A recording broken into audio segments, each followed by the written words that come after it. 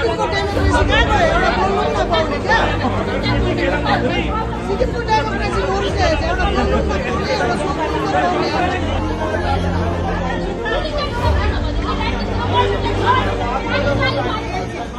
हामी एउटा डेलिगेसन आएको छौँ एसडिएफ पार्टीको तर्फबाट अनि आज चाहिँ हामी एसपिएससी अफिस जुन चाहिँ रिसेन्टली जुन एसआईको रिक्रुटमेन्टको रिजल्ट्स आइरहेको छ अनि त्यसले गर्दाखेरि अहिले स्टेटभरि एउटा जुन भाइभतिजाको कुरा चलिरहेको छ, नेपोटिजमको कुरा चलिरहेको छ, पोलिटिकल प्रेसरले गर्दाखेरि चाहिँ यो रिजल्ट्सहरूमाथि चाहिँ इम्प्याक्ट भएको छ भनेर जुन कुरा व्यापक भइरहेको छ सिक्किममा, त्यो कुरा लिएर चाहिँ हामीले यहाँ एसपिएससीको अफिसमा क्ल्यारिफिकेसन माग्दै हामी आएको हो।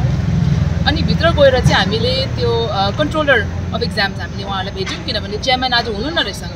यस्तो ठुलो इस्यु हुँदाखेरि, सिक्किममा जल्दो बल्दो इस्यु हुँदाखेरि पनि चेयरम्यान उहाँ हुनुहुन्थेन, सेक्रेटरी म्याडमले पनि हामीलाई भेट्नु भएन, तर कन्ट्रोलर अफ एक्जामिनेसन्सले हामीलाई भेट्नुभयो। अनि हामीले चाहिँ एसडिएफ पार्टीबाट चाहिँ यही भन्नुको लागि, यही सोध्नको लागि आएको थियौँ सिक्किमको जनताको हितमा अनि युथहरूको हितमा, किनभने उहाँहरू सबैजना जति पनि अपियर गरेको छ यो एक्जामिनेसन्समा उहाँहरूले एउटा अनफेयरनेसको फिल भएकोले गर्दा उहाँहरूलाई यहाँनिर एकदमै फेयर एक्जामिनेसन्स भएको छैन भन्ने कुरा हामीले सुनेकोले गर्दाखेरि अनि उहाँहरूले हामीलाई धेरै माध्यमबाट कन्ट्याक्ट गरेकोले गर्दाखेरि चाहिँ हामी उहाँहरूको पक्षमा एक दुईवटा कुरा हामीले सोध्नुको लागि आएको थियौँ। र के भयो तपाईँको मिटिङमा, कन्क्लुजन के, आउटकम के थियो? पहिला त हामी यहाँनिर आउँदाखेरि एसपिएससी अफिसको यहाँनिर दैलो बन्द गरिरहेको थियो। उहाँहरूले यहाँनिर अगाडि नै प्रिपेयर भएर चाहिँ यहाँ ताला लगाएर पर्खिरहेको थियो अनि पुलिस पनि यहाँनिर एकदमै उहाँहरू रेडी हुनुहुन्थेछ यहाँनिर एसडिएफ पार्टीको मान्छे आउँदैछ भनेर। अनि यही कुरा देख्दाखेरि पनि हामीलाई अलिकति शङ्का चाहिँ लागेको छ कि के न के चाहिँ यहाँनिर, किनभने अगाडि नै प्रिपेयर भएर बस्नु, उहाँहरू एकदमै डिफेन्सिभ मोडमा। अनि तपाईँहरूले हिजो नै पनि चाल पाइसक्नु भएको छ, मिस्टर पुरन गुरुङ जो एउटा सिटिङ मिनिस्टर हुनुहुन्छ, उहाँले यो एलिगेसन अगाडि पब्लिकली नआइकन नै उहाँले चाहिँ अब त्यसको क्ल्यारिफिकेसन दिँदाखेरि चाहिँ डिफेन्सिभ मोडमा जाँदाखेरि चाहिँ हामीलाई शङ्का चाहिँ भएको छ कि यहाँनिर के न के चाहिँ इज नट राइट। अनि हामीले भित्र कन्ट्रोलर एक्जामिनेसन्समा उहाँलाई गएर चाहिँ हामीले धेरै कुराहरू सोध्यौँ, तर मेन चाहिँ हामीले के हाम्रो माग राख्यौँ भने चाहिँ उहाँहरूले, किनभने यो एउटा व्यापक फैलिरहेको यो इस्यु छ, यसमा धेरै डिसेटिस्फ्याक्सन छ पब्लिकमा। अनि यो कुराहरूले गर्दाखेरि चाहिँ उहाँहरूले यो एउटा स्पेसिफिक एउटा एकदमै स्पेसल सर्कमस्टान्स भएकोले गर्दाखेरि चाहिँ उहाँहरूले जति पनि अपियर गरेको क्यान्डिडेट्सहरू छ उहाँहरूको रिजल्ट्स चाहिँ पब्लिस गरिदिनुहोस्। उहाँहरूले जति पनि रिटर्नमा कति पाएको छ अनि फिजिकलमा कति पाएको छ त्यो ब्रेकमा पनि उहाँहरूले चाहिँ त्यो क्ल्यारिफिकेसन दिनु पर्यो, पब्लिकली चाहिँ उहाँहरूले त्यो पब्लिस गरिदिनु भनेर हामीले त्यो माग राखेको छौँ। अनि त्यही प्रकारले हामीले यो एउटा एप्लिकेसन पनि चढाएको छौँ जुन चाहिँ हामी प्रेसमा दिन्छौँ। अनि त्यही हामीले चाहिँ माग राखेर आएको छौँ। अनि उहाँले हामीलाई आश्वासन दिनुभएको छ कि चेयरम्यान साहब चाहिँ 5 तारिक डिसेम्बर उहाँ फर्केर आउनुहुँदैछ अरे, अनि त्यसको बादमा चाहिँ उहाँले हामीले रिप्लाई गर्छौँ भन्नुभएको छ। अब सिन्स रिजल्ट आउट भएछ होइन, अब यसको अझै फर्दर कोर्स अफ एक्सन के हुनेछ तपाईँको है? किनभने यसमा भएन भने फर्दर कोर्स के हुनेछ तपाईँको चाहिँ? होइन, यसमा हुनु नहुनुको कुरा होइन, हाम्रो चाहिँ यति मात्रै हो कि एउटा पब्लिक इन्स्टिट्युसनमा चाहिँ एउटा ट्रस्टको कुरा आएको छ, पब्लिक मिसट्रस्टको कुरा आएको छ एउटा पब्लिक इन्स्टिट्युसनमाथि। अनि हाम्रो as a responsible opposition party हो कि हामीले यहाँ क्वेसन गर्नु जरुरी हुन्छ, किनभने यो एउटा जग्गादेखि होइन तर धेरै माध्यमबाट चाहिँ हाम्रोमा यो एलिगेसन्सहरू हामीसम्म चाहिँ पुऱ्याएको छ कि यहाँनिर फेयर भएको छैन भनेर। अनि त्यसै कारण हामीले चाहिँ यसमा चाहिँ एउटा रेस्पोन्सिबल पब्लिक इन्स्टिट्युसन भएपछि चाहिँ एसपिएससीले पनि क्ल्यारिफिकेसन चाहिँ पब्लिकमा दिनै पर्छ। अनि हामीले त्यही माग राखेर चाहिँ हामी आएको छौँ। र एउटा कुरा चाहिँ अलिकति क्ल्यारिटी, इन्जस्टिस चाहिँ कहाँ फेयर चाहिँ कहाँ भएको छैन भनेर अलिकति पिन पोइन्ट गरिदिनुहुन्छ जस्तो कि?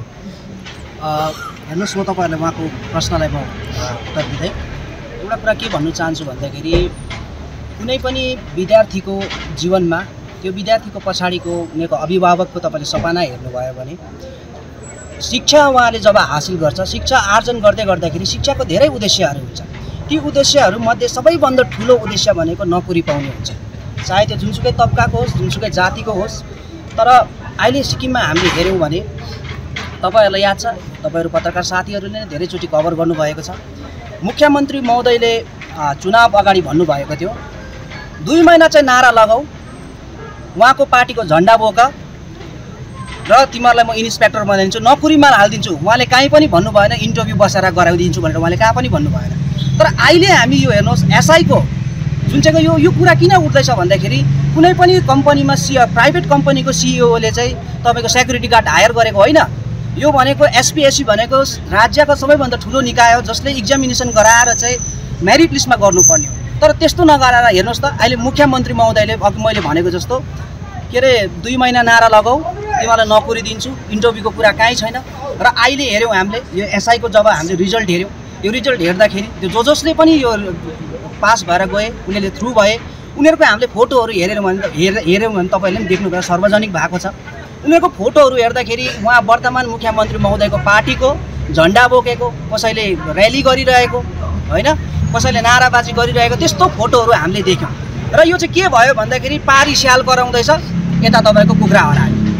र त्यस्तो प्रकारले सिक्किममा अहिले काम भएको कारणले गर्दाखेरि हाम्रो एउटै मात्रै माग हो। अहिले हामी भित्र एक्जामिनेसन अफ कन्ट्रोलर एक्जामिनेसनलाई उहाँलाई भेटेर आयौँ र उहाँलाई हामीले भेटेर मेमोरेन्डम चढाएको छौँ र उहाँले आश्वासन दिनुभएको छ कि यसमा चाहिँ झट्टभन्दा झट्ट चाहिँ हामीले डिमान्ड गरे मुताबिक उहाँले आश्वासन दिनुभएको छ कि यसमा उहाँले चाहिँ क्लेरिफिकेसन दिन्छु भनेर उहाँले भन्नुभएको छ। र उहाँको क्लेरिफिकेसन हामी पर्खिरहेका छौँ।